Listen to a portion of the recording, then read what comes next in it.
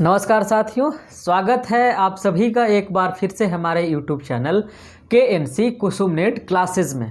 तो यदि आप हमारे चैनल पे पहली बार आए हो तो सबसे पहले आप हमारे चैनल को सब्सक्राइब कर लीजिए, साथ में बेल आइकन को प्रेस जरूर कीजिएगा ताकि अगली बार कोई भी वीडियो डालूं तो सबसे पहले नोटिफिकेशन आप तक पहुंचे और आपकी तैयारी और बेहतरीन तरीके से संभव हो सके।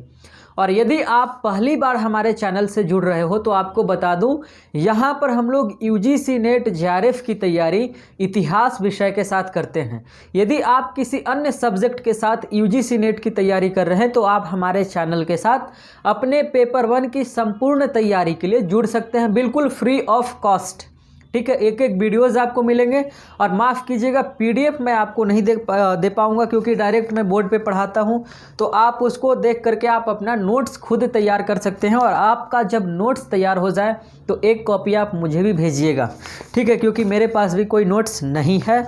तो चलिए फिर आप हमारे चैनल के साथ जुड़ जाइए। और यदि आप हमारे साथ पहले से जुड़े हुए होंगे तो आपको पता होगा कि हम लोग इतिहास में गुप्त पीरियड पे बात कर रहे थे। ठीक है, गुप्ता पीरियड पे बात कर रहे थे, गुप्त काल पे। ठीक है, तो यदि आपने पिछले लेक्चर को देखा होगा तो हमने आपको बताया था कि हम लोग गुप्त का पॉलिटी पढ़ रहे थे, है ना, पॉलिटिकल एडमिनिस्ट्रेशन, राजनीतिक प्रशासन, यानी कि गुप्त काल में राजनीति कैसी थी उसके बारे में चर्चा किया था, जिसमें मुख्य तौर पे हम लोगों ने 3 राजाओं के बारे में पढ़ाई की थी। पहला श्रीगुप्त हैं, घटोत्कच हैं। यह तो बहुत नगण्य है, इनके बारे में बहुत कुछ ज़्यादा हमारे पास प्रमाण नहीं है, इसलिए नाम के लिए इनको भी हम लोगों ने पढ़ा था। उसके बाद चंद्रगुप्त प्रथम को हमने पढ़ा, उसके बाद हम लोगों ने समुद्रगुप्त को पढ़ा और उसके बाद तीसरे शासक के तौर पे रामगुप्त को पढ़ा है। उसके बाद भी उसमें और बचा हुआ जैसे स्कंदगुप्त हैं, कुमारगुप्त प्रथम है, चंद्रगुप्त सेकंड, विक्रमादित्य हैं, यानी 3-4 शासक और हैं जिनके बारे में हम लोग विस्तार से चर्चा करेंगे। तो हमने अभी पॉलिटिकल हिस्ट्री को वहीं पे होल्ड कर दिया है, अब हम लोग सोशल हिस्ट्री की तरफ मूव कर गए हैं। तो पिछले लेक्चर में हम लोगों ने बात किया था रामगुप्त के बाद हम लोग बात किए थे development of Sanskrit language and literature के बारे में। ठीक है, आज हम लोग एक नए टॉपिक की शुरुआत करने जा रहे हैं। आप सिलेबस को निकालिए और सिलेबस में आप देखिए वहाँ पर लिखा होगा polity and society, agrarian economy, land grants, land revenue and land rights. ठीक है, यानी भूमि का उस समय कैसे बंटवारा हुआ, भूमि में कौन कौन से सुधार आए, भूमि अनुदान की क्या क्या प्रक्रिया थी, उसके बारे में विस्तार से चर्चा होगी। उसके साथ साथ एडमिनिस्ट्रेशन के बारे में आपको स्पेशली पढ़ना है। ठीक है, तो आज हम लोग मुख्य तौर पे बात करने वाले हैं administrative system of imperial Gupta's. तो आप हेडिंग दे दीजिए, गुप्तों की प्रशासनिक व्यवस्था या साम्राज्यवादी गुप्त के अंतर्गत प्रशासनिक व्यवस्था का संचालन कैसे किया जाता था, कितने स्तरों पे उनका विभाजन हुआ था और कौन कौन से मुख्य अधिकारी हुआ करते थे, उन तमाम चीज़ों के बारे में हम लोग एक एक करके चर्चा करेंगे। तो आइए फिर चर्चा की शुरुआत करते हैं। चलिए आप हमारे साथ चीज़ों को लिखते चलिएगा और लिखने से ज़्यादा आप समझने की कोशिश कीजिएगा, जैसा कि आप हमेशा करते हैं। और ध्यान रखिएगा यह लेक्चर थोड़ा लंबा जा सकता है, इसलिए आप थोड़ा सा होल्ड कर करके देखें, एक ही साथ पूरे लेक्चर को नहीं देखें। और यदि आपके पास कैपेसिटी इफिशियंसी है तो आप एक साथ भी देख सकते हैं। तो आइए फिर लेक्चर की शुरुआत करते हैं। एडमिनिस्ट्रेशन के बारे में सबसे पहले लिखिए गुप्तों की प्रशासनिक व्यवस्था। और देखिए आपको पता होगा कि मौर्यन डायनेस्टी के समय प्रशासनिक व्यवस्था पूरी तरीके से सेंट्रलाइज्ड थी, केंद्रीकृत प्रशासनिक व्यवस्था थी। रोमिला थापर ने तो यहाँ तक कहा कि मौर्यन डायनेस्टी का पतन इसीलिए हुआ है क्योंकि उनका जो एडमिनिस्ट्रेशन था वह हाईली सेंट्रलाइज्ड था, अति केंद्रीकृत था। ठीक है, लेकिन जैसे ही मौर्यन डायनेस्टी का डिक्लाइन होता है तो भारत छोटे छोटे हिस्सों में बट जाता है, यानी कोई भी वैसा एक राजवंश नहीं होता है जो पूरे संपूर्ण भारत पे शासन कर सके। तो छोटे छोटे राजवंश में बटेंगे तो सभी का अपना अलग अलग प्रशासनिक व्यवस्था होगा, अलग अलग राजस्व व्यवस्था होगा, अलग अलग न्यायिक व्यवस्था होगी, अलग अलग भूमि अनुदान की व्यवस्था होगी, यानी तमाम तरह की चीज़ें जो प्रशासन के डिफरेंट टाइप के एस्पेक्ट हैं, आयाम हैं, वह सभी आपको डिफरेंट मिलेंगे। लेकिन इतिहास में एक बार फिर से फेज आता है, कौन सा फेज? गुप्तों का फेज। गुप्त काल आता है जब थोड़ी बहुत प्रशासनिक व्यवस्था में केंद्रीकरण का आभास दिखता है हमें, यानी कि फिर से एक बार एडमिनिस्ट्रेशन सेंट्रलाइज्ड होने की कोशिश करता है गुप्तों के शासक के अंतर्गत। ठीक है। तो यहाँ पर आप देखेंगे कि गुप्तों का जो एडमिनिस्ट्रेशन है वह मुख्य तौर पे 4 लेवल पे बटा हुआ है। ठीक है, पूरी की पूरी प्रशासनिक व्यवस्था सेंट्रलाइज नहीं थी, लेकिन कुछ हिस्से जो थे वह सेंट्रलाइज थे। जैसे मौर्यन डायनेस्टी में था, कंप्लीट रूप से सेंट्रलाइज था, उस तरीके से यहाँ पर नहीं है। यहाँ पर 4 तरह की प्रशासनिक व्यवस्था है, 4 लेवल पे एडमिनिस्ट्रेशन है। कौन कौन लेवल पे? पहला लिखें सेंट्रल लेवल एडमिनिस्ट्रेशन, दूसरा है प्रोविंशियल लेवल एडमिनिस्ट्रेशन, केंद्रीय स्तर पे हिंदी में आप पढ़ते हैं तो केंद्रीय स्तर पे लिखें, प्रांतीय स्तर पे प्रशासनिक व्यवस्था, और जिला एवं नगर। ठीक है, जिला एवं नगर के आधार पे, नगर के बेस पे प्रशासनिक व्यवस्था, और उसके साथ साथ अगला जो है ग्राम के आधार पे। ठीक है, ग्राम प्रशासनिक व्यवस्था, ग्रामीण प्रशासनिक व्यवस्था। तो 4 तरह के प्रशासनिक व्यवस्था हैं। कौन कौन? एक सेंट्रल है, दूसरा प्रोविंशियल लेवल है, और तीसरा ग्राम के लेवल पे है, चौथा डिस्ट्रिक्ट के लेवल पे है। ग्राम के लेवल को लास्ट में कर लीजिएगा, डिस्ट्रिक्ट के लेवल को तीसरे नंबर पे कीजिएगा। जो जिला प्रशासन है उसी को नगर प्रशासन भी कहा गया है, उसी को सिटी एडमिनिस्ट्रेशन भी कहा गया है। तो नाम में आप कंफ्यूज मत होइएगा। चलिए अब एक एक करके हम लोग चर्चा करते हैं कि आखिर सेंट्रल एडमिनिस्ट्रेशन में कौन कौन से पदवियां थी, कौन कौन से पदाधिकारी थे, कौन कौन से ऑफिसर्स थे। तो आप हेडिंग दे दें central administration of imperial Gupta's. चलिए अब देखिए, इस समय के जो सबसे हेड जो है गुप्तों की प्रशासनिक व्यवस्था का सबसे प्रमुख अधिकारी यदि कोई था तो वह खुद सम्राट था, यानी राजा, है ना। इस समय का जो राजा है वह केंद्रीय प्रशासन का मुखिया है, केंद्रीय प्रशासन का चीफ है, केंद्रीय प्रशासन का हेड है, उसका चेयरपर्सन है। ठीक है, सम्राट। अब सम्राट कई तरह के उपाधि धारण करते थे, इनका काम क्या क्या होता था उसके बारे में भी आप लिख सकते हैं।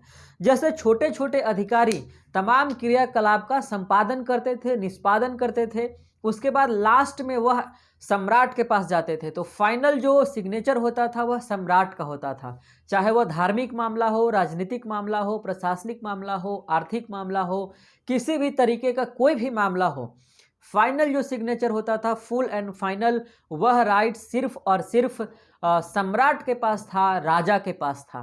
सवाल आपसे पूछा जाता है कि गुप्तकालीन राजा कौन कौन सी उपाधियां धारण करते थे, तो उपाधि का नाम लिखिए। एक उपाधि तो एकराट है, एकराट है। उसके बाद विराट लिखिए, एकराट, विराट, परमेश्वर। ठीक है, अभी तक किसी ने भी परमेश्वर नामक उपाधि धारण नहीं की थी, इसलिए आप इसको स्टार मारिएगा। गुप्तकालीन शासक पहली बार परमेश्वर उपाधि धारण कर रहे हैं। इससे पहले देखेंगे कि अशोक ने देव नाम प्रियदसी नामक उपाधि धारण किया था, लेकिन यहाँ पर ये लोग सीधा परमेश्वर नामक उपाधि को धारण कर रहे हैं। उसके अलावा परम भट्टारक, परम भट्टारक, महाराजा धीराज, महाराजा धीराज, यानी 4-5 इनके टाइटल हैं, वह ये लोग अडॉप्ट करते थे। ठीक है, उसके अलावा देखिए सम्राट के बारे में, सम्राट की इस समय कितनी प्रसिद्धि है आप इससे अंदाजा लगा सकते हैं कि प्रयाग प्रशस्ति जब हरिश्चंद्र ने लिखा, जो कि समुद्रगुप्त का दरबारी कवि था, तो उसमें उन्होंने बताया कि समुद्रगुप्त एक वैसा शासक है जो पृथ्वी पे चलने वाला देवता के समान है।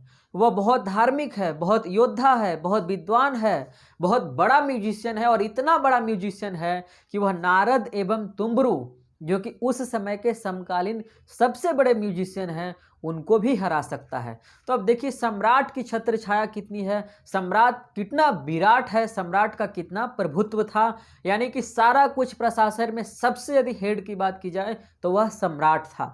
ठीक है, तमाम प्रशस्तियां, तमाम लेख जो हैं सम्राट के विभूतियों से, सम्राट के प्रशंसाओं से भरे पड़े हैं। ठीक है, तो सम्राट पहले अधिकारी हैं। उसके बाद दूसरे अधिकारी पे देखा जाए, अब देखिए एक पॉइंट लिखिएगा महाराज, जो मैंने लिखा है, आखिर यह कंफ्यूज होंगे आप। देखिए गुप्तों के समय जो लोग ऑफिसर्स होते थे उनको जमीन दिया जाता था, इसी समय लैंड ग्रांट सिस्टम शुरू हुआ। ठीक है, आपको वेतन के तौर पे जमीन दिया जाने लगा। हालांकि इस तरीके की घटनाएं पहली बार भारतीय इतिहास में सातवाहन शासकों के द्वारा की गई थी, लेकिन बड़े स्तर पे यदि लार्ज लेवल पे बात की जाए तो वह गुप्तों के द्वारा किया गया था। समझ में आई बात? चलिए, तो सातवाहनों ने इसकी शुरुआत की, लार्ज लेवल पे इसकी शुरुआत किसने की? गुप्तों ने। और गुप्त काल में जो ऑफिसर्स होते थे उनको उनके वेतन के बदले जमीन दिया जाता था, इसीलिए इस समय लैंड ग्रांट नामक एक सिस्टम का क्रिएशन हुआ। अब जब आप मान लीजिए कि आप ऑफिसर हैं, मैं राजा हूं, अच्छा चलो आप ही राजा बन जाओ, मैं ऑफिसर हूं, तो आपको जब वेतन के बदले जमीन दिया जाने लगा तो एक समय आएगा कि आपके पास जमीन बहुत ज़्यादा बढ़ जाएगा। ठीक है, तो जमीन जब आपके पास ज़्यादा बढ़ जाएगा तो आप वहां पर बॉन्डेड लेबर रखेंगे, यानी आप जमीन पे कृषि करने के लिए किसी न किसी को लेबर के तौर पे रखेंगे। तो जब आप लेबर रखेंगे तो फिर आप अपने अनुसार, चूंकि वह जमीन आपका है, चूंकि उसका मालिक आप हैं, तो आपके पास अधिकार है कि आप अपने जमीन पे कितना भी ज़्यादा रिवेन्यू, कितना भी ज़्यादा टैक्स इम्पोज कर सकते हैं। ठीक है, तो अब आप जितना टैक्स इम्पोज करेंगे तो आप देखिएगा कि एक तरीके से आप एक धीरे धीरे धीरे धीरे कर करके आप एक छोटे राजा बनते जा रहे हैं, यानी कि एक छोटा सम्राट। इसीलिए आप देखोगे इन्हीं लोगों को यहाँ पे बोला गया है सामंत। ठीक है, इन्हीं लोगों को यहाँ पर सामंत बोला गया है, सामंत शब्द। ठीक है, इनको अंग्रेजी में बोलते हैं फ्यूडल लॉर्ड, जिनके पास जमीन का बहुत बड़ा भूभाग होता था। ठीक है, और सामंतवाद की उत्पत्ति भी गुप्त काल में ही होती है। उसके बारे में हम लोग एक अलग लेक्चर में बात करेंगे, बिल्कुल विस्तार से बात करेंगे। फिलहाल इतना समझिए सामंत कौन होते थे, वही ऑफिसर आगे चल करके सामंत हो गए। अब देखिए, यह जो सामंत थे यह महाराज उपाधि धारण करते थे, महाराज की उपाधि धारण करते थे। और सम्राट महाराजा धीराज, यानी कई महाराजों का महाराज, इसीलिए महाराजा धीराज। और कई महाराजाओं का महाराज क्यों? क्योंकि महाराज उनके सामंत जब एडॉप्ट कर रहे थे टाइटल, इसीलिए उनको महाराजा धीराज एडॉप्ट करना पड़ा। आप समझ में आ रही बात? चलिए आगे बात करें जाए। यदि देखिए इस समय में 3 सामंत का यानी 3 महाराज का हमें उल्लेख मिला है।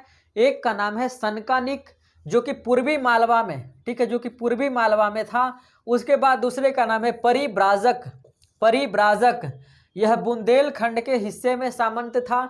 और तीसरे का नाम है उच्चकल वंश के, ठीक है, उच्चकल्प, उच्चकल नहीं, उच्चकल्प, उच्चकल्प डायनेस्टी के जितने भी शासक हुए वह सभी के सभी गुप्तों के सामंत हुआ करते थे। और ध्यान रखिएगा, जब हम लोग पोस्ट गुप्ता पढ़ेंगे तो वहाँ पे कई तरह के राजवंश आएंगे, उनके बारे में मैं आपको बताऊंगा कि यह पहले गुप्तों के सामंत हुआ करते थे और उसके बाद फिर वह एक अलग राजवंश का रूप ले लेता है। कैसे ट्रांसफॉर्मेशन आता है, इसलिए गुप्त काल को माना जाता है ट्रांजिशन फेज, संक्रमण काल, यानी यहाँ से बहुत सारी चीज़ें बदलेगी। इसीलिए आप देखोगे कि गुप्त काल के बाद जो पीरियड आता है उसको अर्ली मेडिएवल में डाला जाता है, यानी यहाँ पर एंशिएंट हिस्ट्री धीरे धीरे करके खत्म हो जाती है। और मेडिएवल हिस्ट्री की शुरुआत होने से पहले और एंशिएंट हिस्ट्री के समाप्त होने के बाद का जो फेज है उसी को अर्ली मेडिएवल बोला गया। तो उसके बारे में तो हम लोग बाद में करेंगे, यहाँ पर चर्चा करने की आवश्यकता नहीं है। चलिए, तो यह तीन को आप देख लीजिए, सनकानिक है, परिब्राजक है और उच्चकल्प है। उसके अलावा और कुछ इसमें यदि लिखने वाली बात है तो आप उसको भी लिख सकते हैं। जैसे यह जो महाराज होते थे इनको टैक्स वसूल करने का, टैक्स इंपोज करने का अपना राइट होता था, यह मैंने आपको बताया। उसके अलावा आप लिख सकते हैं चंद्रगुप्त सेकंड के समय का उदयगिरी से एक गुहालेख प्राप्त हुआ, उसी में सनकानिक का उल्लेख किया गया है। ठीक है, यदि मान लीजिए और विस्तार में सवाल पूछे तो ध्यान रखिएगा सनकानिक का उल्लेख उदयगिरी लेख में, और उदयगिरी किसका है? चंद्रगुप्त सेकंड विक्रमादित्य का, आप लिखते रहिए। उसके अलावा और एक लिखें, परिब्राजक जो है वह महाराज हस्तिन का उल्लेख, ठीक है, परिब्राजक में महाराज हस्तिन का उल्लेख किया गया है। ठीक है, उसके अलावा और लिखे तीसरे नंबर पे यदि लिखना हो तो आप लिख सकते हैं कि इन लोगों का अधिकार था कि ये लोग एक सभा का आयोजन भी करते थे। ठीक है, ये लोग सभा का आयोजन भी करते थे, जो आगे चल करके मान लीजिए कि सम्राट का लास्ट फेज आ रहा है तो आगे आने वाला समय में कौन सम्राट बनेगा, तो इसके लिए लोग एक सभा का आयोजन करते थे। ठीक है, उसके बाद यह सभा का काम था सम्राट को चुनना। कभी कभी सभा के विपरीत भी फैसला जाता था, यानी कि राजा जो रहता था वह खुद से सेलेक्ट कर लेता था अपने बेटे को उत्तराधिकारी के तौर पे। सामान्य तौर पे वही होता था, लेकिन फिर भी सभा जैसी चीज होती थी। चलिए दूसरे नंबर अधिकारी की बात की जाए, सेंट्रल एडमिनिस्ट्रेशन ऑफ गुप्ताज के अंतर्गत दूसरे नंबर के अधिकारी हैं अमात्य तथा मंत्री। ठीक है, अमात्य का क्या अर्थ होता है साथियों? अमात्य का अर्थ है सेक्रेटरी, जो सचिव होते हैं, है ना, सचिव, और मंत्री जो मिनिस्टर हैं, यह सभी के सभी ऑफिसर हुआ करते थे। ठीक है, इन लोगों का काम क्या था कि यह लोग राजा को प्रशासनिक व्यवस्था को संचालित करने में मदद करते थे। ठीक है, और ये लोग ही राज्यसभा का आयोजन करते थे। राज्यसभा का आयोजन, राज्यसभा नहीं आपका, लोकसभा राज्यसभा नहीं, राज्यसभा का। और यह राज्यसभा का काम था क्या, राजा को नियुक्त करना, सम्राट की नियुक्ति करना, यानी कौन सम्राट बनेगा उसका चयन करना राज्यसभा का। ठीक है, और राज्यसभा का जो सदस्य होता था उसको सभेय बोलते थे, सभेय, सभेय। ऐसा नहीं कि राज्यसभा सदस्य बोलते थे, member of Rajya Sabha, parliament of Rajya Sabha, ऐसा नहीं। ठीक है, चलो, राज्यसभा को सभेय बोलते थे। उसके अलावा देखिए कि सामान्य तौर पे सम्राट का जो बड़ा बेटा था उसको राजा के लिए चुन लिया जाता था, लेकिन कभी कभी इससे विपरीत फैसला भी होता था।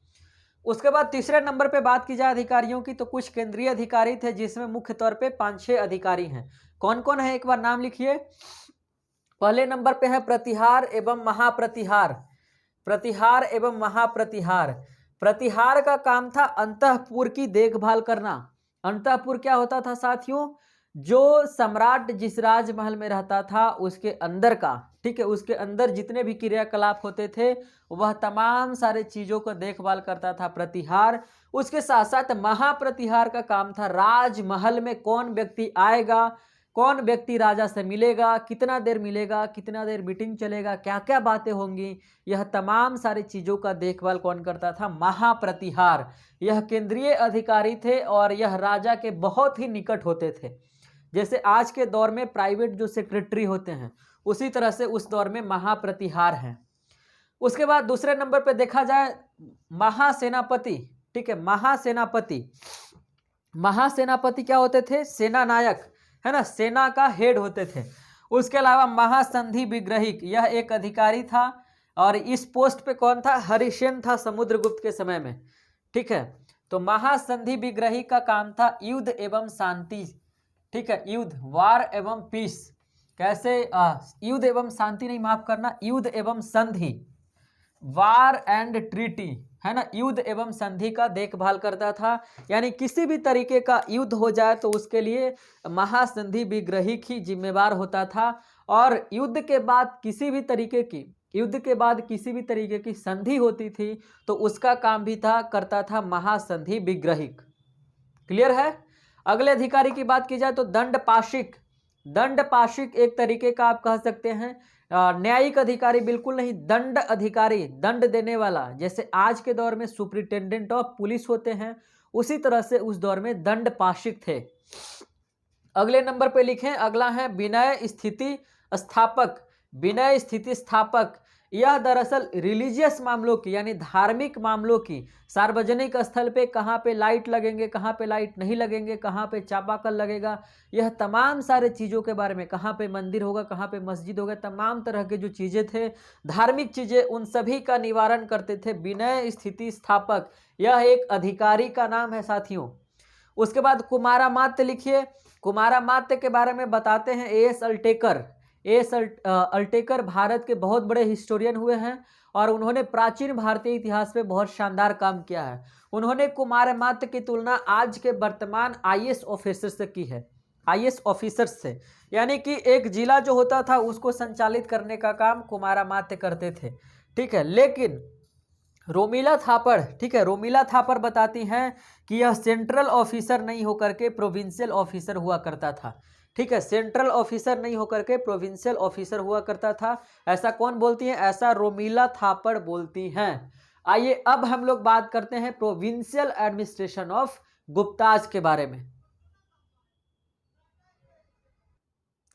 गुप्तों का जो इस समय साम्राज्य है साथियों, वह छोटे छोटे प्रांत में, ठीक है, छोटे छोटे प्रांत में बटा हुआ था।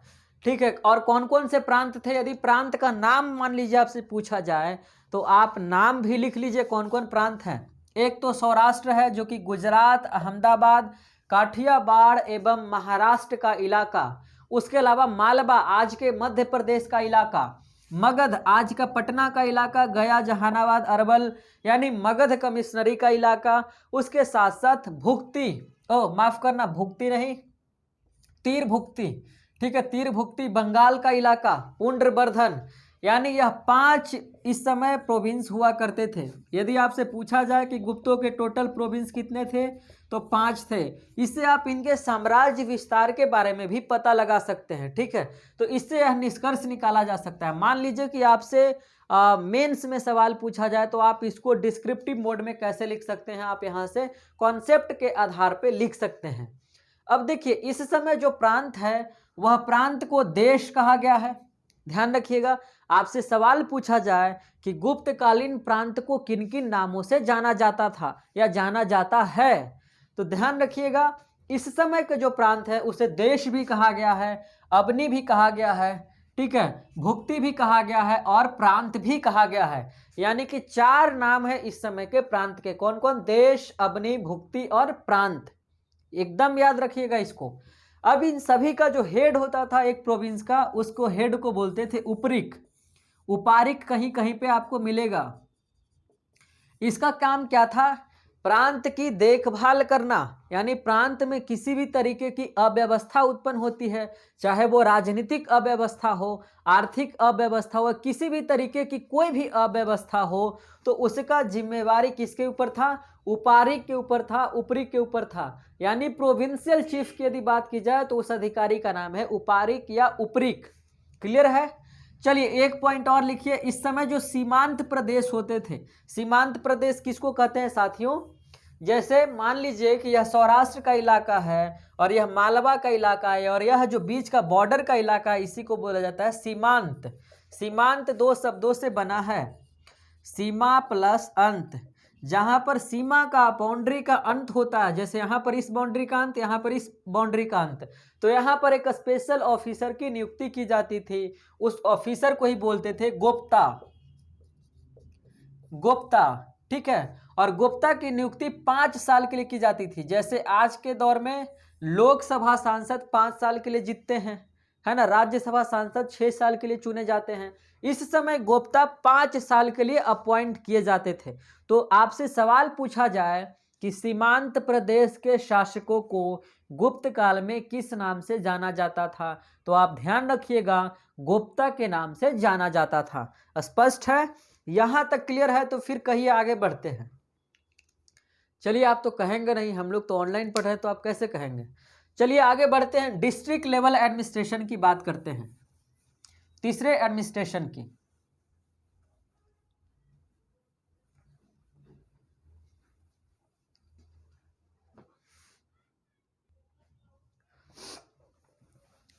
अब देखते हैं डिस्ट्रिक्ट लेवल एडमिनिस्ट्रेशन में कौन कौन से ऑफिसर हुआ करते थे। तो आप सब हेडिंग डाल लीजिए, district administration of imperial Gupta's. इस समय देखिए, जैसे उस समय प्रांत को अवनी कहा जा रहा था, भुक्ति कहा जा रहा था, ठीक है, प्रांत कहा जा रहा था, यह 3-4 नाम से उसे जाना जाता था। उसी तरह से देश भी कहा जाता था, जैसे अभी हमने पढ़ा। उसी तरह से गुप्त काल में जो जिले होते थे, अब देखिए मान लीजिए कि यह प्रोविंस है, तो एक प्रोविंस को कई जिलों में बांट दिया गया था ताकि प्रशासनिक व्यवस्था को सुचारू रूप से संचालित किया जा सके और सभी जगह से रिवेन्यू कलेक्ट किया जा सके आसानी से, बिना किसी परेशानी का। इसीलिए डिस्ट्रिक्ट लेवल का भी एक एडमिनिस्ट्रेशन का क्रिएशन किया गया। अब डिस्ट्रिक्ट को ही यहाँ पर जिला बोला गया है, इसको विषय भी बोला गया, यानी यहाँ पर 2 नाम से इसे जाना जाता है। इसके जो हेड होते थे उस ऑफिसर को बोलते थे विषयपति। विषयपति, ठीक है। और कहीं कहीं पर उसे कुमार मात्य भी कहा गया है, कुमार मात्य भी कहा गया। इसीलिए एएस अल्टेकर ने कुमार मात्य की तुलना वर्तमान के आईएएस ऑफिसर से की थी, क्योंकि आज के दौर में एक आईएएस ऑफिसर एक जिले का प्रशासनिक चीफ होता है। उसी तरह उस समय कुमार मात्य गुप्तकालीन जिले का चीफ हुआ करता था। लेकिन मान लीजिए कुमार मात्य ऑप्शन में नहीं रहे और विषयपति रहे तो विषयपति कीजिए, और यदि मान लीजिए कि ऑप्शन में दोनों है और ऑप्शन में रहे ए एवं बी दोनों, तो दोनों कीजिए। और यदि मान लीजिए कि दोनों है लेकिन ऑप्शन में सिर्फ एक विषयपति है, तो आप विषयपति को पहले सेलेक्ट कीजिए, उसके बाद दूसरे नंबर पे दूसरे चॉइस में रखिए कुमार मात्य को, ठीक है। चलिए, उसके जो अभिलेख से संबंधित जो कार्य होते थे कुमार मात्य के, उसके लिए एक अलग अधिकारी हुआ करता था जिसको पुस्तपाल बोला गया है। यह भी डिस्ट्रिक्ट लेवल का अधिकारी है, पुस्तपाल। उसके साथ साथ डिस्ट्रिक्ट लेवल का एडमिनिस्ट्रेशन चलाने के लिए एक समिति का निर्माण किया गया था और उस समिति में टोटल 4 सदस्य थे। कहीं कहीं पे आपको 5 सदस्य भी लिखे हुए मिलेंगे, तो 4 सदस्य लिखिएगा आप। टोटल 4 सदस्य थे। कौन कौन? एक का नाम था नगर श्रेष्ठी, एक का नाम था नगर श्रेष्ठी। नगर श्रेष्ठी कौन होता था? जो नगर का प्रधान सेठ होता था। श्रेष्ठी का मतलब सेठ, जो व्यापार करने वाला होता था, है ना। तो नगर श्रेष्ठी नगर का सबसे बड़ा व्यापारी, सबसे प्रधान सेठ होता था। उसके बाद सार्थवाह की बात की जाए, सार्थवाह यह व्यापारियों का मुखिया होता था, है ना। व्यापारियों के निगम या फिर व्यापारियों का जो समिति होता था, जो कमेटी होता था, उसका चीफ होता था सार्थवाह। तीसरे नंबर पे बात की जाए, प्रथम कुलिक है। प्रथम कुलिक का अर्थ साथियों क्लर्क है, ठीक है, इसलिए आप कंफ्यूज मत होइए। इसका काम था, प्रधान शिल्पी था या फिर शिल्पी जो संघ होता था उसका मुखिया था। उसके बाद द्वितीय कुलिक होते थे, ठीक है, एक द्वितीय कुलिक होते थे, उसको भी आप लिख लीजिए। एक है प्रथम कायस्थ। प्रथम कायस्थ, प्रथम कायस्थ का अर्थ है साथियों यहाँ पर जो लिखने पढ़ने का काम किया करते थे उन्हीं को कायस्थ बोला गया है। आज के तौर पे भारत में कायस्थ एक जाति के तौर पे भी काम करती है, ठीक है। तो उनके यदि बैकग्राउंड देखा जाए तो वो लोग लिखने पढ़ने का ही काम कर रहे थे, ठीक है। तो प्रथम कायस्थ कौन होते थे? जो लिपिक होता था। जैसे आज आप जाते हैं थाने में तो एक लिपिक होता है, जो स्क्रिप्टर होता है, जो लिखता है ना, वह प्रधान लेखक या प्रधान लिपिक को ही प्रथम कायस्थ बोला गया है। उसके अलावा नगर प्रधान की बात की जाए तो देखिए यह तो जिले का हेड था, विषयपति। नगर प्रधान की बात की जाए तो उसका नाम था पुरपाल, ठीक है, पुरपाल, है ना। उसके बाद देखिए इसी में से एक अभिलेख प्राप्त हुआ है, गिरनार अभिलेख। उसमें चक्रपालित नामक, ठीक है, चक्रपालित नामक व्यक्ति की चर्चा की गई है, ठीक है। चक्रपालित नामक व्यक्ति की चर्चा की गई है जिसके बारे में बताया गया है कि यह दरअसल उस समय का नगर प्रशासन का हेड था। कहाँ का? गिरनार का नगर प्रशासन का हेड था। चलिए उसके अलावा इसमें और कुछ खास बातें नहीं है मेरे ख्याल से, देख लेते हैं और कुछ बच जाए तो फिर उसे भी चर्चा कर लिया जाए। चलिए इसमें और कुछ बातें नहीं है ना। एक नाम और आप लिख लीजिए, एक नाम है जूनागढ़ अभिलेख से पता चलता है कि गिरनार नगर का पुरपाल चक्रपालित था। गिरनार नगर का पुरपाल चक्रपालित था। पुरपाल कौन? नगर प्रशासन का मुखिया। उसके अलावा जो पुरपाल चक्रपालित था वह सौराष्ट्र के राज्यपाल पर्णदत्त का पुत्र था। यह एक फैक्ट है, इसको आप लिख लीजिए। इस फैक्ट का संबंध इसलिए इंपॉर्टेंट है क्योंकि यह वही सौराष्ट्र है जिन्होंने सुदर्शन झील का पुनरुद्धार करवाया था, यानी फिर से उसका निर्माण करवाया था, फिर से उसको साफ वगैरह करवाया था। तो यह तो हो गया डिस्ट्रिक्ट लेवल एडमिनिस्ट्रेशन की बात। अब लास्ट के एडमिनिस्ट्रेशन की बात की जाए जिसको आप विलेज लेवल एडमिनिस्ट्रेशन कहते हैं।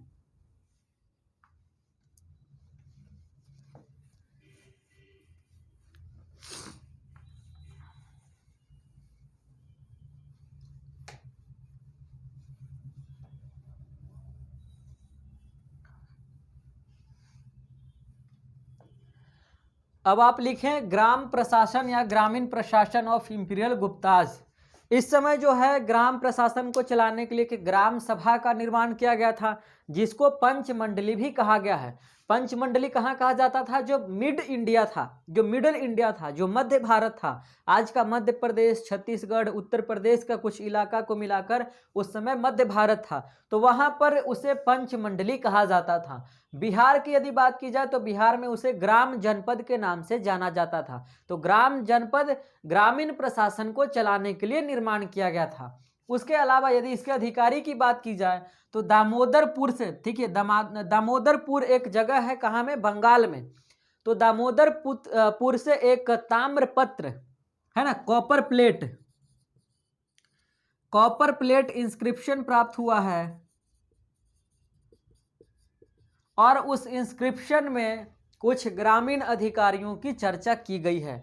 कौन कौन से अधिकारी हैं? एक बार आप उनका नाम लिख लीजिए।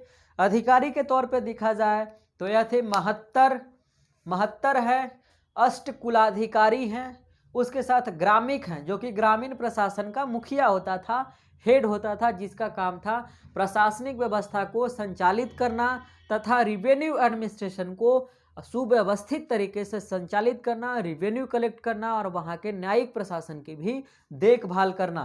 उसके बाद देखिए कुटुम्बिन है, ठीक है, कुटुम्बिन यानी 5 अधिकारी हैं, इसको आप लिख लें। इन सभी के अलावा देखिए, इन सभी के अलावा कुछ और अधिकारी थे जो गुप्त काल में काम कर रहे थे, उनका भी आप नाम लिखिए और उसमें से आप लिखेंगे जैसे भंडाराधिकृत,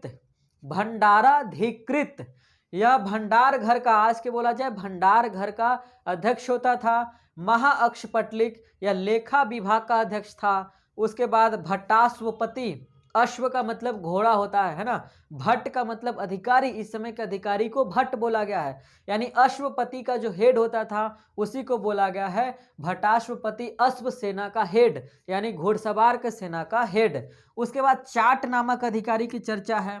चाट दरअसल साधारण सैनिकों को इस समय चाट कहा गया है। उसके बाद भाट भी उन्हें बोला गया है और भाट पुलिस कर्मचारी होते थे, इसलिए आपसे पूछा जाएगा चाट एवं भाट नामक अधिकारी प्राचीन भारतीय इतिहास के किस कालक्रम में एग्जिस्ट करते थे, ठीक है। उसके अलावा देखिए महापीलपति, पील का मतलब क्या होता है गज, अश्व नहीं, गज, गज, गज का मतलब हाथी है ना। तो महापीलपति क्या होता था, गज सेना का हेड होता था। उसके बाद एक और लिखिए रणभंडागारिक, ठीक है, रणभंडागारिक, यह रसद सामग्री लाने का काम करता था, ठीक है, यानी कि सेना कहीं पर आक्रमण करने के लिए जाती थी युद्ध के दौरान, तो किसी भी तरीके का कोई भी सामग्री, खाने पीने से लेकर के तमाम सारे सामग्री यदि घटता बढ़ता था तो उसके लिए एक अधिकारी बनाया गया था जो उसका देखभाल करता था, उसका नाम था रणभंडागारिक, ठीक है, इसको भी लिखिए। और एक एडमिनिस्ट्रेशन और है जिसके बारे में भी हम लोग चर्चा कर लेते हैं और वह है न्याय प्रशासन। और न्याय प्रशासन के बाद हम लोग बात करते हैं अभी सैनिक संगठन के बारे में। उसके बाद फिर हम लोग बात करेंगे रिवेन्यू एडमिनिस्ट्रेशन, उसके बाद सोशल लाइफ, एक एक करके चर्चा करते हैं। तो चलिए अब हम लोग बात कर लेते हैं न्याय प्रशासन और सैनिक संगठन के बारे में। चलिए साथियों, अब हम लोग चर्चा करते हैं ज्यूडिशियल एडमिनिस्ट्रेशन के बारे में। तो अब आप एक बार फिर से हेडिंग दीजिए, judicial administration of imperial Gupta's, ठीक है। अब देखिए इस समय ज्यूडिशियल एडमिनिस्ट्रेशन भी बहुत अच्छे तरीके से चल रहा था और आप जानते हैं कि गुप्त काल को स्वर्ण युग के नाम से भी जाना जाता है ना। इसे एंसेंट हिस्ट्री का या पूरे भारत इतिहास का गोल्डन फेज कहा जाता है, ठीक है। उसके पीछे मुख्य वजह यह है क्योंकि इस समय संस्कृत लैंग्वेज एवं लिटरेचर का बहुत ही डेवलपमेंट हुआ था, वैदिक धर्म का फिर से री इनोवेशन हुआ था, इसीलिए उसे गुप्त काल के स्वर्ण युग के नाम से भी जाना जाता है। उसके अलावा इस समय सोने के सिक्के सबसे ज़्यादा मात्रा में चलाए गए थे, तो यह सारे के सारे कॉन्सेप्ट स्वर्ण युग के तरफ उसको मोड़ते हैं। कभी हम लोग एक लेक्चर करेंगे उस पर कि आखिर गुप्त काल को स्वर्ण युग क्यों कहा जाता है और क्यों नहीं कहा जाना चाहिए, क्यों कहा जाना चाहिए, क्यों नहीं कहा जाना चाहिए। यह एक डिस्प्यूट है हिस्टोरियन के बीच में। तो कुछ लोग उसे स्वर्ण युग मानते हैं, कुछ लोग उसे स्वर्ण युग नहीं मानते हैं। तो हम लोग दोनों पे चर्चा करेंगे कि जो नहीं मानते हैं उनका क्या लॉजिक है और जो मानते हैं उनका क्या तर्क है। और अब आप मतलब उन दोनों तर्क को सुनिएगा और उसके बाद फिर आप खुद फैसला कीजिएगा कि आपको किधर जाना है, नहीं तो आप एक अपना फैसला भी तैयार कर सकते हैं, आप स्वतंत्र हैं। चलिए फिलहाल बात करते हैं ज्यूडिशियल एडमिनिस्ट्रेशन की। तो देखिए गुप्त काल में जितने भी हमें अभिलेख प्राप्त हुए हैं, चाहे वह ताम्रपत्र से हो, चाहे वो इंस्क्रिप्शन के माध्यम से हो, चाहे वह गुहा लेख हो, चाहे वह किसी भी तरीके का कोई भी लेख प्राप्त हुआ है, तो उससे हमें ज्यूडिशियल एडमिनिस्ट्रेशन के बारे में पता नहीं चलता है, किसी भी तरीके से जानकारी प्राप्त नहीं होती है, लेख के माध्यम से जानकारी प्राप्त नहीं होती है। लेकिन स्मृति ग्रंथ जिसका संकलन इस समय किया गया है उसमें से नारद स्मृति एवं बृहस्पति स्मृति, दो स्मृति के माध्यम से इस समय के न्यायिक व्यवस्था के बारे में हमें पता चलता है। ठीक है, कौन कौन स्मृति? नारद स्मृति और बृहस्पति स्मृति। इससे क्या क्या पता चलता है, एक बार आप लिखें।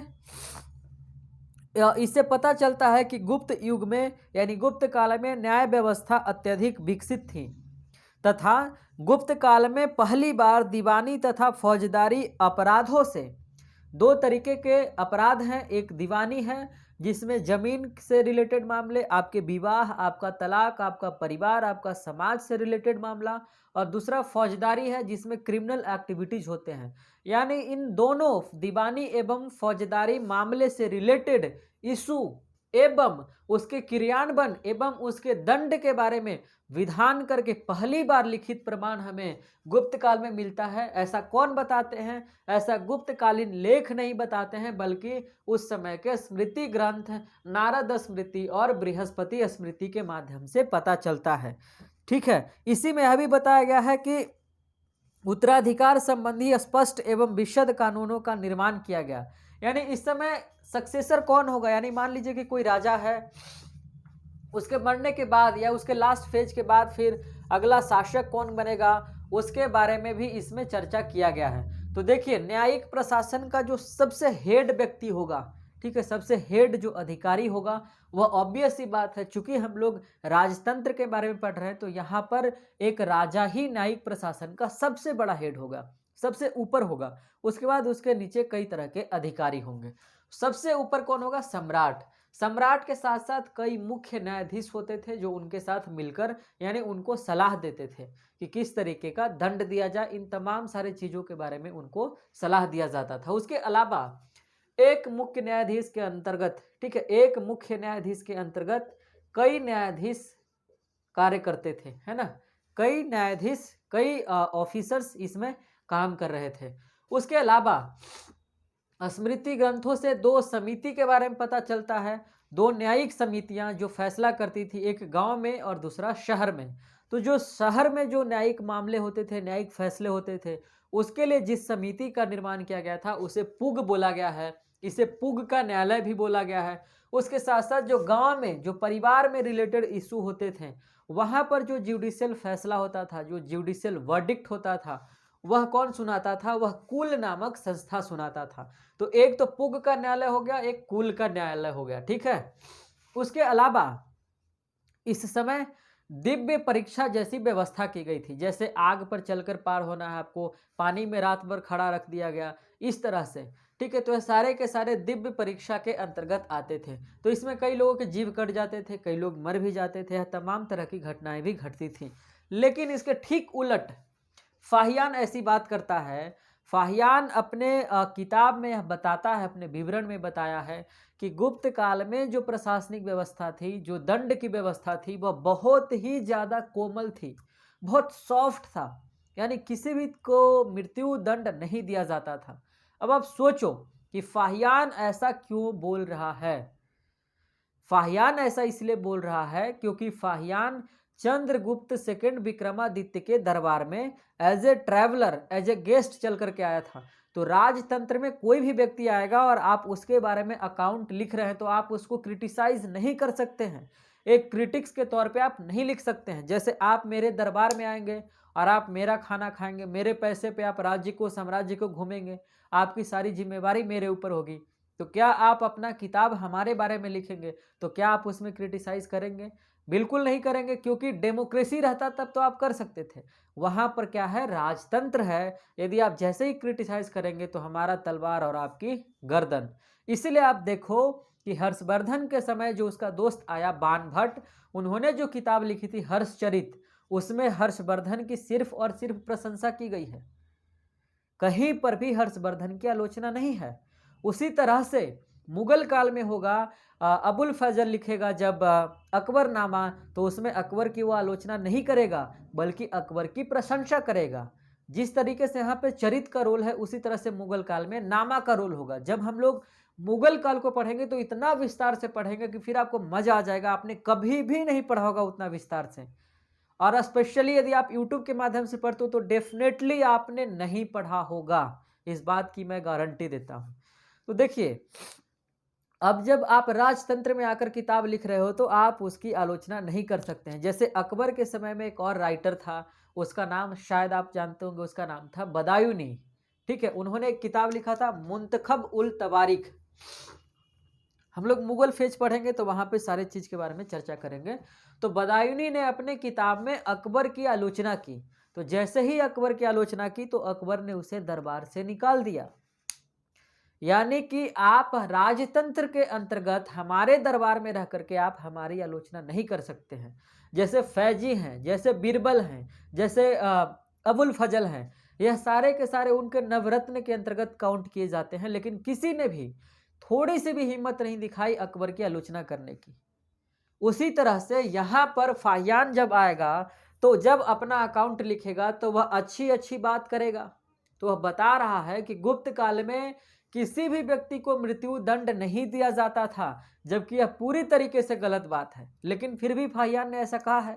तो आपको नोट्स में इस पॉइंट को शामिल करना चाहिए, और बाकी जो बातें मैंने कही वह आपकी सोच को डेवलप करने के लिए आप अपना कॉन्सेप्ट बनाइए कि आखिर ऐसा कोई क्यों कह रहा है ना। क्यों का सवाल उठना जरूरी है।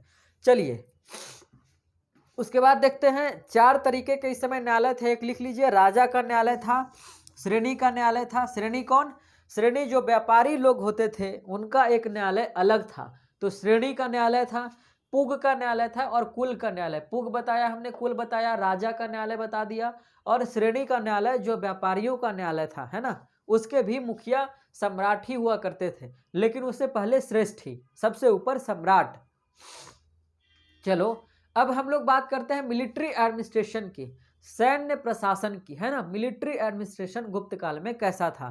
तो आपको पता होगा ये लोग बहुत ही साम्राज्यवादी थे, इसलिए इनका नाम भी है इंपीरियल गुप्ताज, और इनका प्रांत भी बड़ा था, इसलिए इन्होंने कोशिश किया अपनी प्रशासनिक व्यवस्था को सेंट्रलाइज्ड करने की। यानी मौर्यन लोगों ने जिस तरीके से संचालित किया था वैसा करने की कोशिश इन्होंने की, लेकिन पूरी तरह से सेंट्रलाइज्ड नहीं हुआ, क्योंकि इस समय लैंड ग्रांट का जो सिस्टम आता है तो फ्यूडल लॉर्ड आ जाते हैं, इसीलिए इनकी जो प्रशासनिक व्यवस्था है वह पूरी तरीके से हाईली सेंट्रलाइज्ड नहीं होती है, बल्कि कुछ जगहों पे सेंट्रलाइज्ड है, कुछ जगहों पे डिसेंट्रलाइज्ड है, कुछ जगहों पे प्रोविंशियल है, कुछ जगहों पे डिस्ट्रिक्ट लेवल पे है, कुछ जगहों पे रूरल लेवल पे है। तो इस तरह से इनका प्रशासन बटा हुआ था। तो सैन्य प्रशासन में मुख्य अधिकारी की बात की जाए तो पहले का नाम है महाबलाधिकृत। महाबलाधिकृत यानी जिसके अंतर्गत सबसे ज्यादा सेना थी, यानी जो मुख्य सेनापति होता था उसी को महाबलाधिकृत कहते थे। देखिए शब्द पे आप ध्यान दोगे ना तो आपको कोई भी रटने की आवश्यकता नहीं पड़ेगी। 3 शब्दों से बना है। महा जिसका अर्थ है बड़ा, महान, है ना, लार्ज। महाबल, बल जोड़ अधिकृत, यानी 3 शब्द है, महा जोड़ बल जोड़ अधिकृत। महा का मतलब बड़ा, बल का मतलब ताकत, अधिकृत का मतलब जिसके अंतर्गत है, जिसके अथॉरिटी में है। यानी महाबलाधिकृत जो था वह एक तरीके का सेनापति था, सेना नायक था, जिसके अंतर्गत सबसे ज्यादा सैनिक मजबूती थी, जिसके अंतर्गत सबसे ज्यादा सेना थे। यानी कि सम्राट के बाद यदि दूसरे नंबर पे बात की जाए जिसके हाथ में सबसे ज्यादा सेना थी तो वह था, पोस्ट का नाम है, व्यक्ति का नाम नहीं है, ध्यान रखना, महाबलाधिकृत। स्पष्ट है। दूसरे नंबर पे आते हैं, दूसरा ऑफिसर है सैनिक ऑफिसर, उसका नाम है भट्टाश्वपति, जिसके बारे में हमने पीछे भी बताया आपको। तो भट्टाश्वपति के बारे में बताया। भट्ट का अर्थ होता है अधिकारी। इस समय महेश भट्ट वाला नहीं, इस समय भट्ट, भट्ट या भाट, भाट का मतलब अधिकारी, अश्व का मतलब घोड़ा, पति का मतलब जो उसका हेड होता था, यानी कि घुड़सवार सेना का जो हेड होता था उसी को भटाश्वपति बोलते थे। रट्टा मारोगे तो जीवन में कभी भी नहीं याद कर पाएंगे आप, समझ करके पढ़ेंगे तो एक बार समझ गए तो फिर आजीवन काम चलता रहेगा, बस बीच बीच में थोड़ा थोड़ा सा रिवाइज करते रहना। चलो उसके बाद बात करते हैं महापीलुपति। फिर यहां पर आप वही कॉन्सेप्ट लगाइए, महा का मतलब बड़ा, पीलू का मतलब हाथी, हाथी, गज, गज, है ना। और पति, अब मैंने बताया उसका जो हेड है, यानी कि गज सेना का जो मुखिया है, गज सेना का जो हाथी की सेना का जो हेड होता था उसी को महापीलुपति बोला गया है गुप्तों की सैनिक प्रशासनिक व्यवस्था के अंतर्गत। उसके बाद रण भंडागारिक है, ठीक है, भंडागार का जो रसद वगैरह की सामग्री करता था व्यवस्था, उसी को बोला गया है। और सम्राट तो आप जान ही रहे हो, ठीक है। तो इस तरीके से सैन्य प्रशासनिक व्यवस्था संचालित हो रही थी। तो हमने पढ़ा अभी न्यायिक व्यवस्था के बारे में और सैनिक व्यवस्था के बारे में। अब हम लोग पढ़ते हैं रिवेन्यू एडमिनिस्ट्रेशन के बारे में, यानी कि गुप्तों के समय राजस्व व्यवस्था कैसी थी, राजस्व प्रशासन कैसा था। तो इसको मिटा लेते हैं।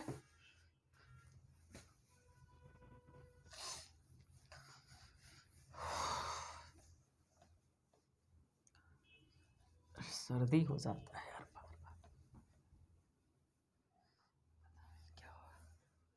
चलिए तो फिर हम लोग राजस्व का प्रशासन, यानी राजस्व प्रशासन, राजस्व का प्रशासन नहीं, रेवेन्यू एडमिनिस्ट्रेशन की बात करते हैं। तो आप लिखिए revenue administration of imperial Gupta's, या फिर revenue administration of Gupta period. उसमें आप लिखेंगे कि इस समय भूमि अनुदान की प्रथा जो है, ठीक है, लैंड ग्रांट का जो सिस्टम है वह क्रिएट नहीं हुआ है। ध्यान रखना, यदि आपसे सवाल पूछा जाए कि भूमि अनुदान की प्रथा की शुरुआत कब हुई, तो आप भूल से भी मत टिक करना कि गुप्त काल में हुई थी, ठीक है। आप क्या टिक करेंगे, फिर आपको टिक करना है कि गुप्त काल में नहीं हुई, बल्कि सातवाहन के काल में। कब? सातवाहन के फेज में लैंड ग्रांट का सिस्टम का क्रिएशन हुआ, लेकिन यह क्लाइमेक्स पे कब गया? क्लाइमेक्स पे गया है गुप्ता काल में, है ना। गुप्ता पीरियड में क्लाइमेक्स पे चला गया, चरम उत्कर्ष पे चला गया। यानी कि लैंड ग्रांट सिस्टम जो है गुप्तों के काल में सबसे ज्यादा इसका विकास हुआ। इसी वजह से यहाँ पर फ्यूडलिज्म का उदय होगा, जो आगे पढ़ेंगे, ठीक है। तो लैंड ग्रांट सिस्टम सातवाहनों ने शुरू की, गुप्तों ने उसको चरमोत्कर्ष पे पहुंचा दिया। लैंड ग्रांट सिस्टम में लोगों को नगद राजस्व नहीं देकर के उनको, यानी कि वेतन के बदले में नगद रुपया नहीं देकर के उन्हें जमीन दिया जाता था, ठीक है। तो एक जमीन होता था, उसको बोलते थे अग्रहार। अग्रहार को बोलते थे दान में दिया गया जमीन, ठीक है। अग्रहार होता था जो कि दान में दिया गया जमीन था। चलिए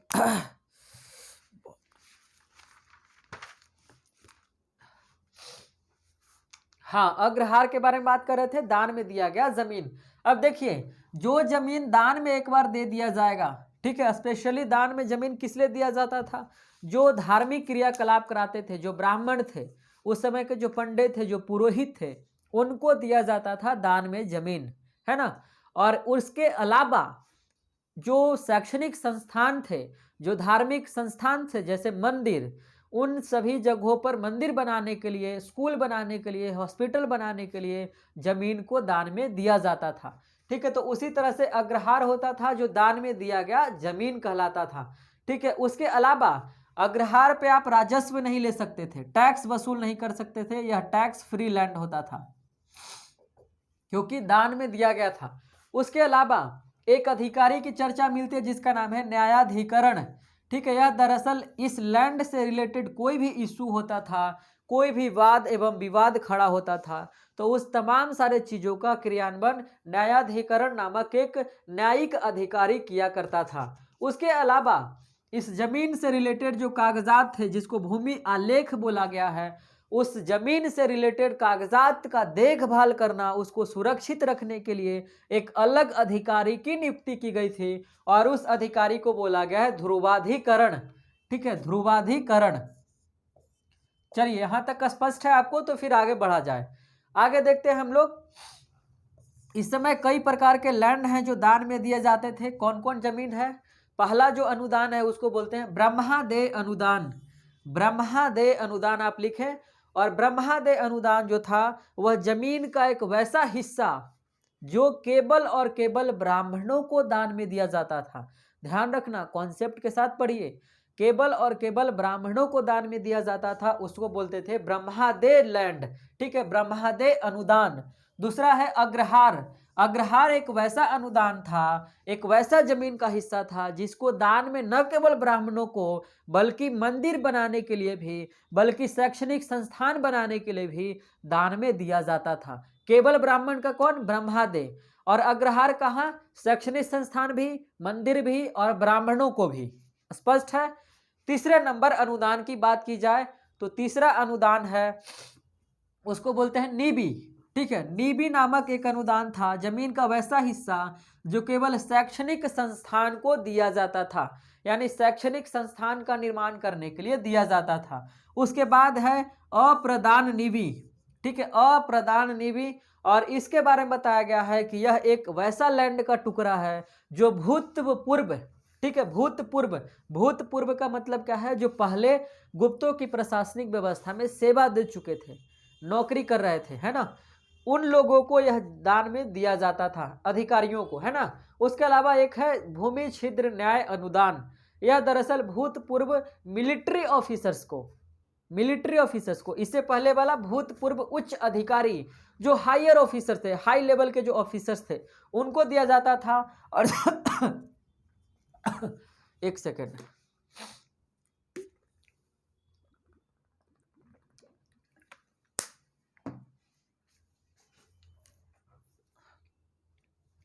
ठीक है, भूमि छिद्र न्याय जो था अनुदान, वह भूतपूर्व मिलिट्री ऑफिसर्स के परिवार को दान में दिया जाता था।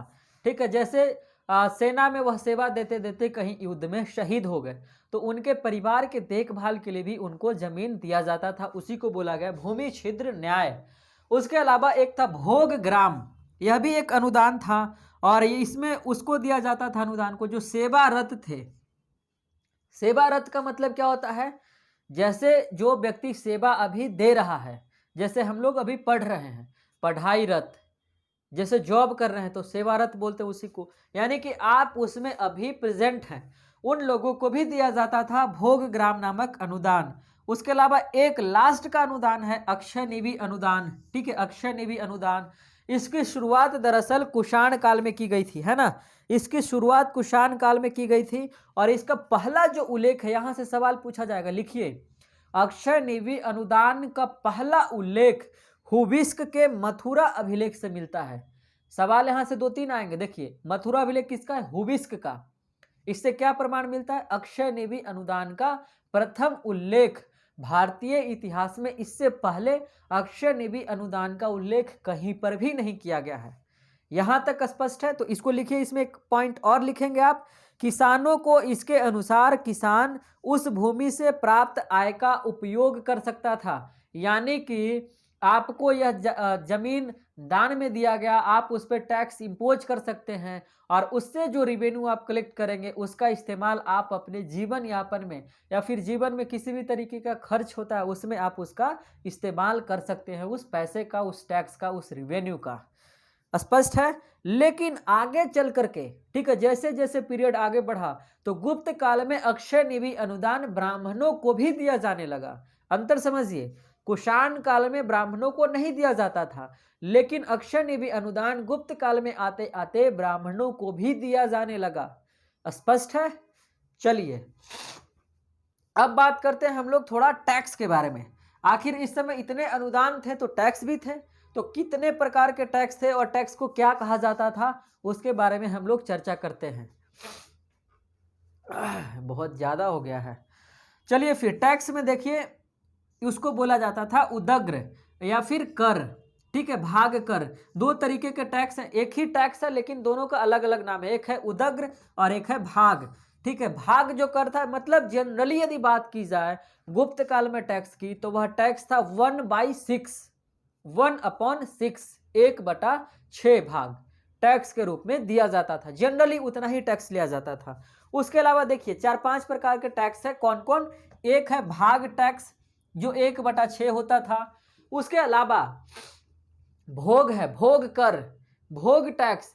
भोग टैक्स क्या होता था साथियों, भोग टैक्स वह होता था जब एक व्यक्ति डेली, यह नियम था कि कोई ना कोई व्यक्ति आज राजा के यहाँ दूध पहुंचाएगा, सब्जी पहुंचाएगा, चावल पहुंचाएगा, आटा पहुंचाएगा, यानी साग सब्जी चावल आटा दूध दही डेली न डेली कोई व्यक्ति पहुंचाता था।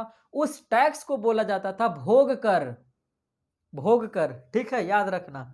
चलो उसके बाद है उदग्र, है ना, उदग्र जो आगे हमने पढ़ा था। उसके बाद लिखिए ऊपरी कर है, जो ऊपर से टैक्स लिया जाता था, यानी कभी कभार मन कर गया राजा का तो ऊपरी टैक्स भी लेता था। ठीक है, ऊपरी कर भी ले लिया करता था। कहा जाता है कि ऊपरी कर उन रैयतों पर लगाया जाता था। रैयत का अर्थ क्या है? किसान। उन किसानों पे लगाया जाता था जो भूमि के स्वामी नहीं थे, जो जमीन का मालिक नहीं था, उसी पे लगाया जाता था।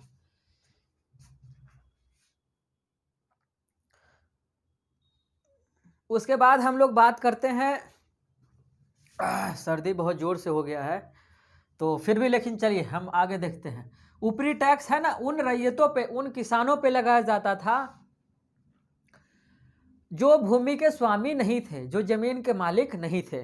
उसके अलावा एक चरासन टैक्स था, जो कि चारागाह पे, जहां पे जानवर चरने के लिए जाते थे, उस लैंड पे भी टैक्स लगता था। आपको याद होगा कि जब हम लोग मौर्यन पीरियड पढ़ रहे थे तो वहां पे विवित नामक कर लगता था।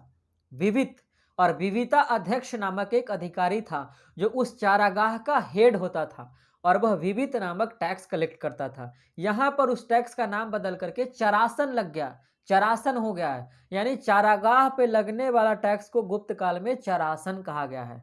स्पष्ट है? हल दंड, यह हल पर टैक्स लगता था। हल जिससे हम लोग खेत जोतते हैं, मैंने कभी जोता नहीं, आप जोते होंगे तो आपको पता होगा। तो हल दंड, हल पे टैक्स है ना, हल पे जो टैक्स लगता था उसे हल दंड बोला गया है। उसके बाद बात करते हैं, टैक्स यहां पर नगद और अनाज दोनों में लिया जाता था, यानी कि विनिमय वस्तु प्रणाली भी थी और नगद टैक्स भी लिया जाता था। तो जो नगद टैक्स लिया जाता था उसे हिरण्य कहते थे, और यही नाम मौर्यन पीरियड में भी था, अभी भी वही है, हिरण्य कहते थे। और अनाज के रूप में जो टैक्स लिया जाता था उसे मेय कहते थे। मेय, MEY, MAI, आप जो लिखना चाहे आप लिखिए, ठीक है। मेय याद रखना है, बस आपको JRF करना है यार। मैं चाहता हूं कि आप हर हाल में किसी भी तरीके से आप लोग JRF कीजिए, नेट के बारे में सोचना बंद कर दीजिए, सीधा और सीधी JRF के बारे में सोचिए, इधर उधर कुछ भी नहीं। चलिए, उसके बाद जो नगद जो टैक्स वसूल करता था उस अधिकारी को बोलते थे नकद सामुदायिक, नकद सामुदायिक। और जो अनाज के रूप में वसूल करता था उस अधिकारी को बोलते थे औंद्रागिक, औंद्रागिक, औंद्रागिक। स्पष्ट है? चलिए आगे बढ़ते हैं, एक और टैक्स है उसके बारे में जानते हैं। वह टैक्स का नाम है बिष्टी कर। यह बहुत दिनों से चलता आ रहा है, इसको बोलते हैं बेगारी कर। उसके बाद चुंगी के रूप में टैक्स लिया जाता था, जो सीमांत प्रदेश थे वहां पे चुंगी लगता था, उसको, उसका अधिकारी जो था उसको बोलते थे शौल्किक। शौल्किक नामक व्यक्ति जो था शुल्क कलेक्ट करता था, चुंगी कर, ठीक है। उसके बाद बात करते हैं हम लोग टाइप्स ऑफ लैंड के बारे में। देखिए यहाँ पर टाइप्स ऑफ टैक्स बात किए, टाइप्स ऑफ लैंड ग्रांट बात किए, अब हम लोग types of land in Gupta period बात करेंगे। देखिए अमर सिंह के बारे में हमने आपको बताया था कि अमर सिंह ने किताब लिखी थी जिसका नाम था, क्या नाम था बताइए? अमर कोश, है ना। अमर कोश में कृषि के बारे में, भूमि प्रकार के बारे में बताया गया है, हमने वहां पर भी बताया था आपको। अब देखिए अमर सिंह ने अपने किताब अमर कोश में, जो कि गुप्तकालीन शब्दकोश है, डिक्शनरी है, उसमें 12 प्रकार के भूमि के बारे में बताया है कि गुप्त काल में 12 प्रकार के 12 टाइप्स के भूमि थे, 12 टाइप्स के लैंड थे, है ना। कौन कौन थे एक बार देखते हैं, कुछ जो महत्वपूर्ण लैंड है उसके बारे में हम लोग चर्चा करेंगे। पहला एक है, अच्छा चलिए यहाँ पर 2 टैक्स हमसे छूट गया था, आप उसको भी लिख लीजिए, उसके बाद यहाँ पर आते हैं। एक है प्रणय कर और एक है चाट, है ना। चोर वगैरह से रक्षा करने के लिए, आपके सामान की रक्षा, आपकी रक्षा करने के लिए एक टैक्स लगता था, उसको चाट कर बोलते थे। और एक है प्रणय कर, ठीक है, प्रणय कर भी लिया जाता था। चलिए तो इतने तरह के टैक्सेस थे। अब हम लोग टाइप्स ऑफ लैंड के बारे में बात कर रहे थे।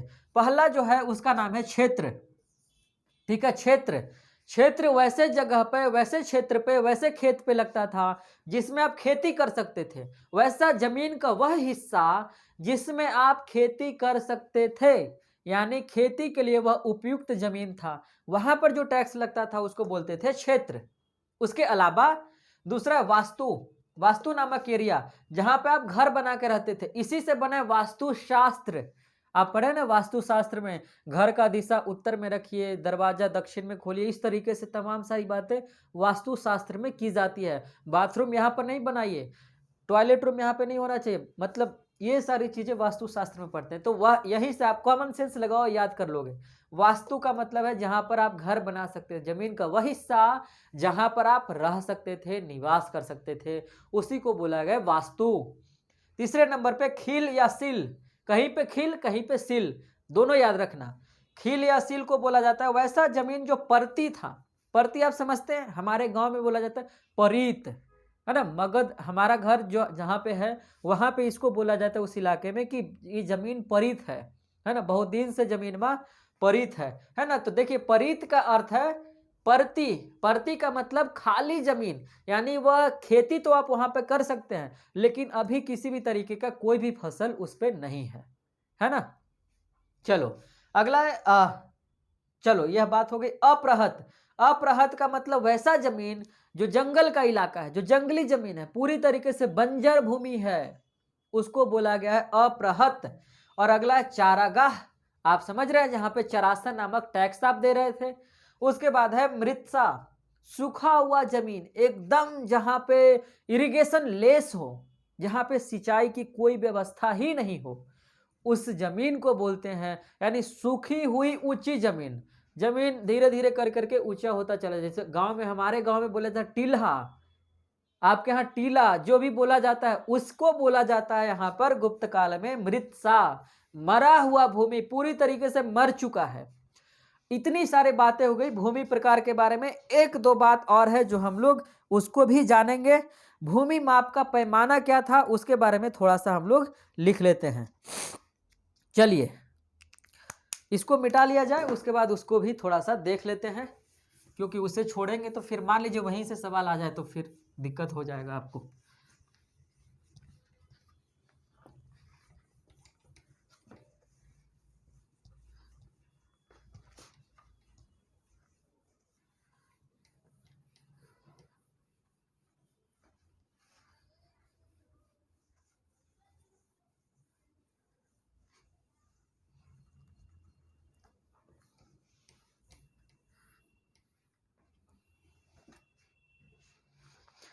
देखिए भूमि माप का पैमाना है, उसके लिए कौन कौन से पैमाना था उसको आप लिख लीजिए। एक का नाम है निवर्तन, कुल्याबाप, द्रोणबाप, बाप नहीं यार, निवर्तन, कुल्याबाप, ठीक है। कुल्याबाप के बाद है द्रोणबाप, आढ़बाप।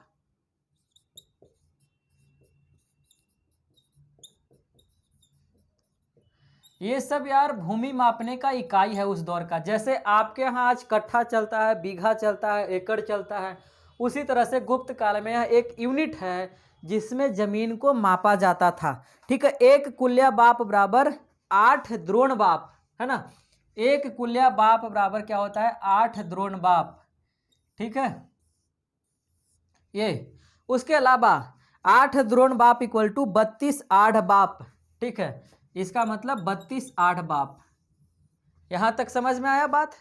चलिए अब इसमें और लिखिए पंजाब में पाटक प्रचलित था। पंजाब की बात की जाए तो पंजाब में स्पेशल यूनिट था जिसका नाम था पाटक, है ना। और बृहस्पति स्मृति एक हुआ है, उसमें हल के बारे में कुछ बताया गया है। क्या बताया गया एक बार देख लेते हैं। कहा गया बृहस्पति स्मृति के अनुसार हल के फाल का वजन 12 पल होना चाहिए। हल के फाल, हल का जो फाल होता है, जो नीचे का हिस्सा होता है साथियों, जिससे जमीन जोता जाता है, उसका वजन का बात किया गया है कि 12 पल होना चाहिए मिनिमम। पल क्या है, वेट मापने वाला, वजन मापने वाला एक यूनिट है। उसके अलावा 8 अंगुल लंबा और 4 अंगुल चौड़ा। 8 अंगुल लंबा, लेंथ 8 अंगुल और 4 अंगुल चौड़ा, इसका वाइड, है ना। चलो उसके अलावा और इसमें कुछ बातें नहीं है। चलिए बस इतनी सी बातें, इससे ज्यादा और क्या देख लेता हूं। चलिए कालिदास ने ईख अर्थ, एक पॉइंट लिखे, कालिदास ने गुप्त काल में ईख एवं धान की खेती, ईख एवं धान की खेती का उल्लेख किया है। उसके बाद लिखिए बराह मिहिर की बृहत संहिता में, बराह मिहिर की बृहत संहिता में वर्षा की संभावना और वर्षा के अभाव, वर्षा की संभावना एवं वर्षा के अभाव के प्रश्न पे काफी विचार विमर्श किया गया है। उसके बाद वेन सांग कहता है कि पश्चिमोत्तर भारत में ईख तथा गेहूं की फसल देखी थी और साथ ही साथ पूर्वी भारत में चावल की फसल। ऐसा हम नहीं, ऐसा वेन सांग कह रहा है। ठीक है, तो उसको भैया आप नोट्स में लिख लीजिए, आपसे पूछा जा सकता है, इसलिए आप इसको मजाक में मत लीजिए। चलिए आगे देखते हैं। ग्रामीण भूमि के स्वामी को ग्रामिका कुटुंबिका महत्तर मैंने बता दिया था आपको। एक लिख लीजिए, छोटा जो किसान होता था उसको कृषि वाला छोटा किसान उसको बोलते थे कृषि वाला, किन्सा। यह सब सिनोनिम्स है साथियों, किन्सा। उसके साथ साथ एक और नाम है कृषक, यानी इसे 3 नामों से जाना जाता था। ठीक है, तो वीडियो अब काफी लंबा हो गया, लेक्चर 1 घंटे का मेरे ख्याल से हो गया होगा, है ना? कितना, 1 घंटा हो गया है। तो चलिए, मैंने पहले ही बोला था कि इसको थोड़ा सा ब्रेक ले लेकर देखिए, एंजॉय करके पढ़िए, तब आपको मजा आएगा। और चलिए साथियों, आज के लेक्चर को हम लोग यहीं पर समाप्त करते हैं। देखिए, मैं आपसे रिक्वेस्ट तो कभी करता नहीं हूं, लेकिन मैं बोल रहा हूं कि यदि आप हमारे चैनल के साथ जुड़कर पढ़ाई कर रहे हैं तो प्लीज़ आप अपनी ही तरह अपने तमाम दोस्तों के साथ, मतलब कम से कम आप यह जिम्मेवारी लीजिए कि आप अकेले कम से कम अगले 50 बच्चों को आप हमारे साथ जोड़िए। यदि आप हमारे 10-20 रेगुलर स्टूडेंट भी हैं तो आप 50 बच्चों को एक व्यक्ति यदि जोड़ते हैं तो ज़्यादा से ज़्यादा व्यक्ति तक हम लोग पहुँच पाएंगे और उनकी भी मदद कर पाएंगे। इसलिए उनका भी रिजल्ट ना छूटे, आपका भी रिजल्ट ना छूटे, इसलिए आप उनके बारे में भी सोचकर आप उनकी मदद करें। नए नए लोगों को आप हमारे चैनल के साथ जोड़िए, यह हमारा पर्सनल रिक्वेस्ट है आपसे। चलिए फिर हम लोग मिलेंगे अगले लेक्चर में एक नए टॉपिक के साथ। तब तक के लिए आप अपना एवं अपनों का ख्याल रखिए और लोगों से प्यार करते रहिए। प्यार करते रहिए, प्यार है तभी जीवन है और प्यार है तो सब कुछ है। तो फिर मिलेंगे, तब तक के लिए शुक्रिया, बाय बाय, टेक केयर, जय हिंद।